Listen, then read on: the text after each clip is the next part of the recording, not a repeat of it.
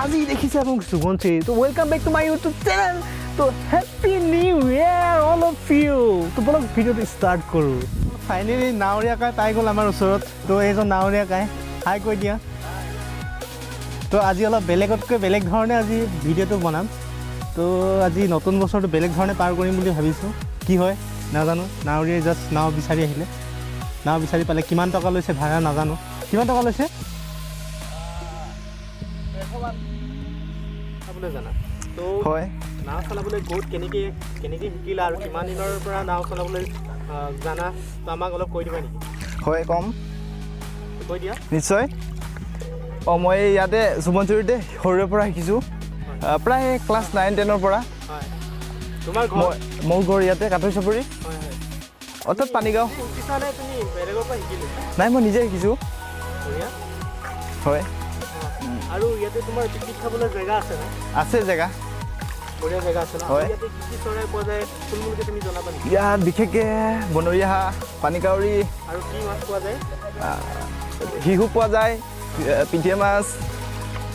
এইখিনি পোৱা যায় আৰু ডাঙৰ মাছ পোৱা যায় কিমানমান ডাঙৰ প্ৰায়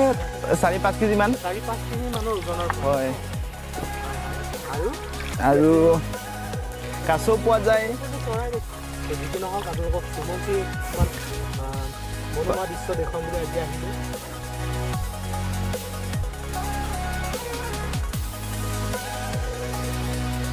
তোমাৰ ভাইটিৰ নামটো কি আছিলে হয় নমস্কাৰ মোৰ নাম দীপাংকৰ হয় তোমাৰ ঘৰ ইয়াতে হয় ইয়াতে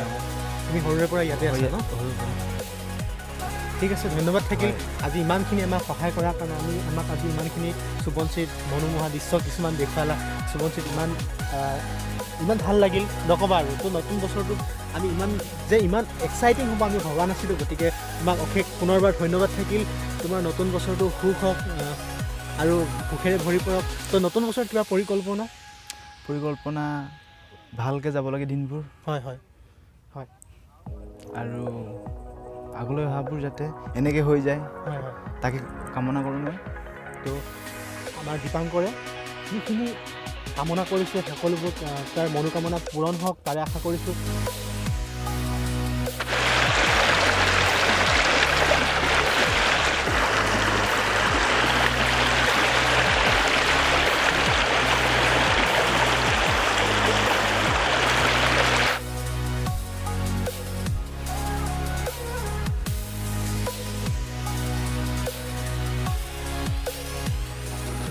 তো বন্ধুসকল দাদা কেইজনমানক লগ পাইছোঁ তো মাছ মাৰে ইয়াতে সুবঞ্চিত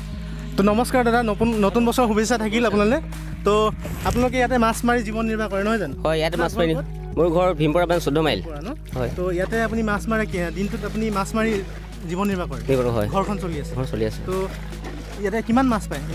এনেই ডেইলি 20 কেজি 25 কেজি 30 কেজি এনেকৈ ন সুবঞ্চিত কিমানমান ডাঙৰ মাছ আছে সুবঞ্চিত আছে 50-60 কেজিলৈকে ওজনৰ মাছ তো পাইছে নাই পাওঁ কেতিয়াবা ডেইলি পাওঁ ক'ব পানী কথাটো আৰু তো জাল কেইখন আছে আপোনাৰ জালটো আছে 30-40খন মান 30-40খনমান ঠিক আছে দাদা আপোনাক আমি লগ পাইছোঁ সুবঞ্চিত ইয়াতে মাছ মাৰে নহয় জানো হয় মাছ মাৰোঁ মই আপোনাক নতুন বছৰৰ অশেষ আমাৰ পৰা শুভকামনা থাকিল